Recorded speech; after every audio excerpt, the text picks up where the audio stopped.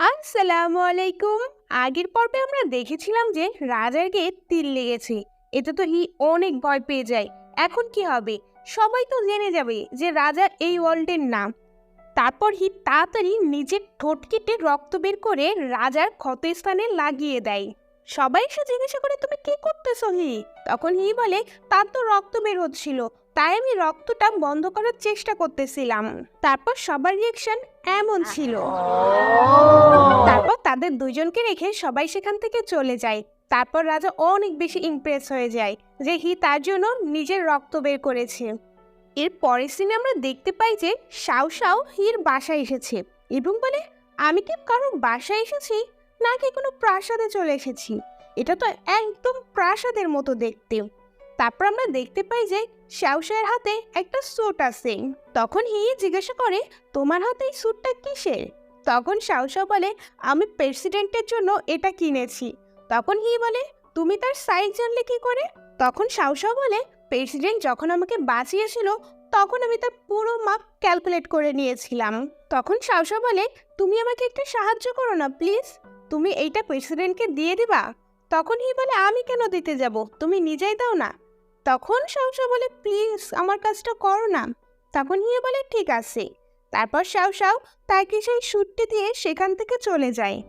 অন্যদিকে ইনুস হির হাতে সেই স্যুটটি দেখে মনে করে এটা মনে হয় হি রাজার জন্য এনেছে।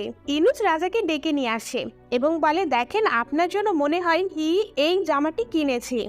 তারপর রাজা হির কাছে যায় এবং বলে, তোমার জন্য গরম দুধ এনেছি। হি বলে, ঠিক আছে ধন্যবাদ। তারপর রাজা আবার বলে, এই নাও তোমার জন্য খাবার এনেছি। হি আবার বলে, ধন্যবাদ। এখানে তো রাজা বলানোর চেষ্টা করতেছিল যে এই জামাটা কি আমার জন্য, কিন্তু হি তো সেই কোনো প্রতিক্রিয়া দেখাচ্ছিল না। রাজা ইনুসকে যে বলে, তুমি কি বলতেছো এইসব? সে তো আমার দিকে তাকাইলই না। তখন ইনুস বলে, মনে হয় আপনার বডি নেই, এর জন্য আপনার দিকে তাকাচ্ছে না এবং স্যুটটাও দিচ্ছে না। তারপর রাতের সিনে দেখতে পাই রাজা এক হাতে ফিরিজটা নিয়ে উঠবস করতেছিল। একটু অবাক হয়ে সেখান থেকে চলে যায়। তারপর রাজা একেবারে হতবাক হয়ে যায় যে কি হচ্ছে, সে আমার সঙ্গে ঠিকঠাক মতো কথা কেন বলতেছে না। তারপর আমরা পরের দিনের সিন দেখতে পাই হি প্রেসিডেন্টকে সেই স্যুটটি দিয়ে দেয় এবং বাই বলে। অন্যদিক দিয়ে রাজা লুকিয়ে এই সব কিছু দেখতেছিল। রাজাকে দেখে হি হ্যালো বলে, কিন্তু রাজা তো অন্য কিছু মনে করতেছিল, তাই সে রাগ করে সেখান থেকে চলে যেতে থাকে। গৌরী তার কাছে যায় এবং ইনুসের কাছে বলে, সে এত দ্রুত কেন চলে যাচ্ছে। তখন ইনুস বলে, হি আপনি এটা একদমই করতে পারেন না, আপনি ওই জামাটা প্রেসিডেন্টকে দিয়ে দিলেন, ওটা না রাজার ছিল। ইনুসের কথা শুনে হি দৌড়ে রাজার কাছে যায় এবং বলে, ওই স্যুটটা কি তোমার এত পছন্দ হয়েছিল? তাহলে আমি সেম ওই রকম একটা স্যুট তোমার জন্য নিয়ে আসব। তখন রাজা বলে, না আমার দরকার নেই ওইসব। তখন হি বলে, কি হয়েছে বলো তো, তুমি কি আবার জেলাস ফিল করতেছো? তারপর হি রাজাকে বলে যে ওটা আমার ছিল না, শ্যাও শ্যাও আমাকে দিয়েছিল যাতে আমি প্রেসিডেন্টকে দিতে পারি এবং তারা ডেটে যেতে চাই। তখন রাজা বলে, ও এই ব্যাপার তাহলে। তারপরের সিনে আমরা দেখতে পাই যে হি এবং রাজা কারোর উপর নজর রাখতেছিল। তারপর আমরা জানতে পারি যে যার উপর নজর রাখতেছিল সে আর কেউই না, শ্যাও শ্যাও। তখনই শ্যাও শ্যাও হিয়ের কাছে ফোন দেয়। শ্যাও শ্যাও হিয়ের কাছে ফোন দিয়ে বলে, তুমি কোথায় আছো? তখন হি বলে, আমার একটু দেরি হবে, তুমি ওয়েট করো প্লিজ। এটা বলে হি ফোন কেটে দেয়। প্রেসিডেন্ট এসে বলে, হি কোথায়? তখন শ্যাও শ্যাও বলে, তার আসতে একটু দেরি হবে। তারপর শ্যাও শ্যাও বলে, তোমাকে তো এই জামাতে অনেক বেশি সুন্দর লাগতেছে। তখন প্রেসিডেন্ট বলে, হ্যাঁ হি আমাকে এটা দিয়েছিল। অন্যদিকে আমরা দেখতে পাই যে রাজা হির হাতে একটা সুতা বাঁধছে এবং সে ওখান থেকে চলে যায়। অন্যদিকে শ্যাওশা এবং প্রেসিডেন্টও হাঁটতে থাকে নিজেদের মতো করে। অন্যদিকে হি পিছন করে রাজাকে দেখতে পায় না, কিন্তু তার হাতে সে দড়িটা দেখতে পায় এবং সে দড়ি ধরতে ধরতে রাজার কাছে যায়। তারপর তারা একসঙ্গে অনেক ঘুরতে থাকে, নৌকায় ভ্রমণ করে, অনেক ভালো সময় কাটায়। এরপর আমরা পরের দিনের সিন দেখতে পাই হি ঘুম থেকে উঠে। তখনই সে দেখতে পায় যে তার মুখে একটি পিম্পল হয়েছে। হি পিম্পলের পর একটি স্টিকার লাগিয়ে বাইরে আসে।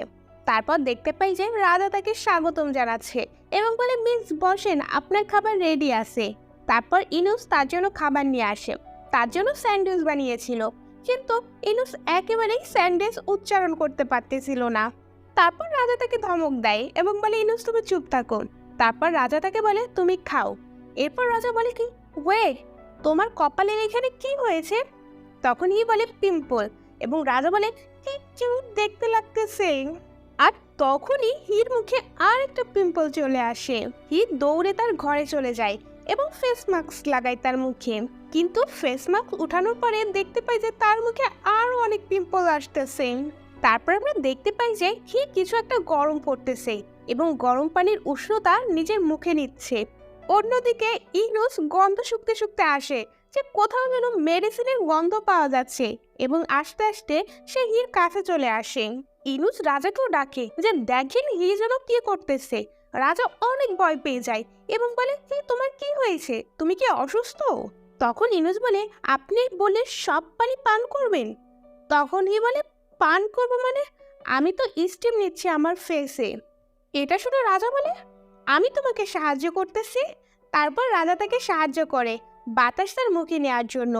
How cute movement! এই তো রাজাকেই দেখতে থাকে। রাজার হাসি মুখ দেখে তার এত বেশি ভালো লাগতেছিল।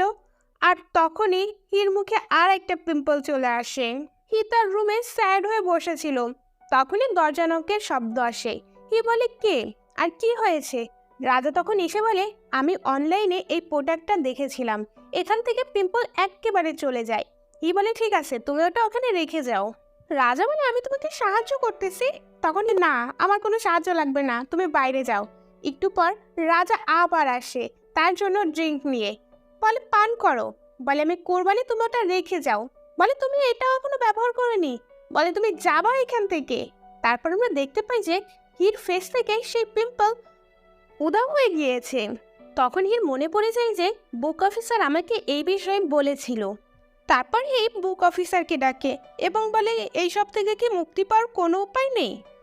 তখন বুক অফিসার বলে তুমি যখনই রাজার প্রতি ভালোবাসা দেখাবে এবং তার উপর ভালোবাসা প্রকাশ করবে, তখনই তোমার উপর এইসব হবে। তখন হি বলে আমি তো রাজাকে ভালোবাসি না। তখন বুক অফিসার বলে সত্যি? বুক অফিসার তাকে মনে করিয়ে দেয় রাজা শুধু একজন ক্যারেক্টার মাত্র, এবং সে তোমাকে ভালোবাসে না, সে কঙ্কুবাই রংকে ভালোবেসে এখানে এসেছে। আর এখন তোমার প্রধান কাজ হচ্ছে রাজাকে তার নিজের জগতে ফেরত পাঠানো। এটা বলে বুক অফিসার সেখান থেকে চলে যায়। এখনই রাজা সেখানে চলে আসে এবং বলে আমি অনেক রিসার্চ করলাম, তোমার জন্য সবচেয়ে ভালো হবে তুমি ডাক্তার দেখাও। তখনই অনেক রেগে যায় এবং বলে তুমি এত কেন ভালো, তুমি এত কেন আমার কেয়ার নাও, এবং তুমি সবসময় আমাকে কন্ট্রোল কেন করো? এটা শুনে রাজা হাসে এবং বলে আমি কি অনেক বেশি কিছু করতেছি? তখন হি বলে হ্যাঁ। তখন রাজা বলে ঠিক আছে, তাহলে আর একটু বেশি করি। তারপর আমরা দেখতে পাই যে হি রাজাকে ঘর থেকে বের করে দেয়। তারপর সে খাটে এসে বসে এবং দেখে যে তার সকল পিম্পল গায়েব হয়ে গিয়েছে। রাজা বাইরে থেকে এই সব কিছু দেখতেছিল এবং তার অনেক মন খারাপ হয়। এরপরে আমরা দেখতে পাই যে হি আয়নায় তার মুখ দেখতেছিল এবং তার মুখে আর কোনো দাগ ছিল না। তখন সে নিচে একটা নোট দেখতে পায়, রাজা তার জন্য রেখে গিয়েছিল, এবং বলে তুমি সব সময় হাসি খুশি থেকো হি। তারপর হি বাইরে চলে আসে। সে খাবার খাওয়ার সময় দেখে যে সেখানেও একটা নোট, সেখানে লেখা ছিল আমার ভালোবাসায় সব সময় তোমার খেয়াল রাখবে। হি সেই চিঠি ফেলে দিয়ে খাবার খেতে বসে। রাজাও লুকিয়ে তাকে দেখতেছিল, কিন্তু তখনই সে দেখতে পায় যে হি কথা বলতে পারতেছে না। তখন হির মনে পড়ে যায় বুক অফিসারের কথা। বুক অফিসার তাকে এই সব কিছু বলেছিল। তারপর আমরা দেখতে পাই যে হি কিছু একটা লিখতেছিল। তারপর সে ইনুসকে ডাকে এবং বলে এটা তুমি রাজাকে দিয়ে দাও। ইনুস এসে বলে হি আপনার জন্য লাভ লেটার লিখেছে। রাজা সেটা অনেক খুশি পড়তে থাকে এবং দেখতে পাই সেখানে লেখা ছিল যে তুমি এখান থেকে, অর্থাৎ আমার বাসা থেকে বের হয়ে যাও, আমি তোমাকে দ্বিতীয়বার আর দেখতে চাই না। তখন আমরা জানতে পারি যে হি শুধু রাজার সঙ্গে কথা বলতে পারতেছিল না। তারপর রাজা অনেক বেশি রাগ হয়ে যায় এবং সেখান থেকে চলে যেতে চায়। তখনই শ্যাও শ্যাও সেখানে আসে এবং বলে জানো আমি আর প্রেসিডেন্ট ডেটে গিয়েছিলাম এবং সে আমাকে বার্থডে পার্টিতেও ইনভাইট করেছে। হি রাজাকে শুনিয়ে শুনিয়ে বলে প্রেসিডেন্টের যেহেতু বার্থডে, আমি তার জন্য কবিতা লিখব। এটা শুনে রাজার তো একেবারে মুখ দেখার মতো ছিল এবং এর মধ্যে দিয়েই এই পর্বটি শেষ হয়ে যায়। কেমন লাগছে আমাকে জানাতে ভুলবেন না। আর যদি ভালো লাগে তাহলে লাইক, কমেন্ট এবং সাবস্ক্রাইব করে যাবেন। তো আজকের মতো আল্লাহ হাফেজ।